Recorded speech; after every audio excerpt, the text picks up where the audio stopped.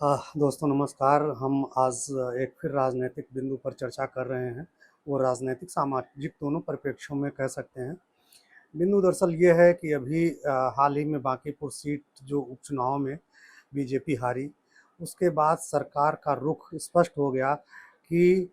हम जिनको अपना कोर वोट बैंक मानते हैं उनको इग्नोर करके, पहले तो अभी सरकार का रुख यही था कि भाई कोर वोट बैंक है अपना, उसको हम इग्नोर करते हुए चलेंगे और वो हमारा अपना है, वो कहीं नहीं जाएगा और दूसरे वोट को लाने की कोशिश करेंगे जातीय समीकरणों के आधार पर। लेकिन जो बांकीपुर सीट हारने के बाद हुआ क्या, वहाँ पर सरकार को एक बड़ा झटका लगा और इसी वजह से आनन फानन में कल बिहार सरकार ने सवर्ण के जो सवर्ण राज्य आयोग है, उसने क्या किया है, प्रत्येक जनपद में 38 नोडल अधिकारी नियुक्त किए हैं जो स्थानीय स्तर पर, जिला स्तर पर सवर्णों के उत्पीड़न, समस्याएं, समाधान आदि पर जो है काम करेंगे।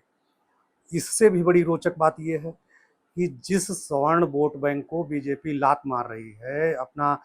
बच्चा कह करके भी उसके तमाचे मारते जा रही है, उस सवर्ण वोट बैंक को अखिलेश यादव जी ने समय की नज़ाकत को पहचानते हुए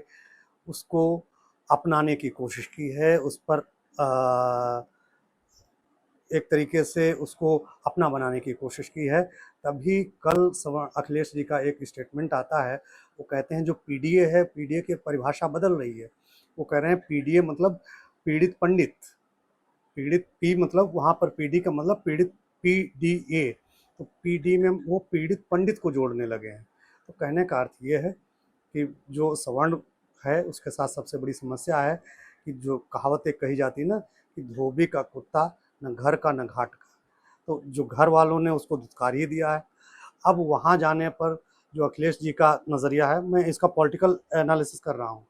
कि अखिलेश जी का जो नज़रिया है वो कितना सहायक होगा। हालांकि देखा गया है मायावती का और सवर्ण वोट बैंक का बहुत अच्छा बैलेंस चला है, लेकिन बीजेपी ने चंद्रशेखर आज़ाद को खड़ा कर करके, साथ ही साथ दलित वोट बैंक को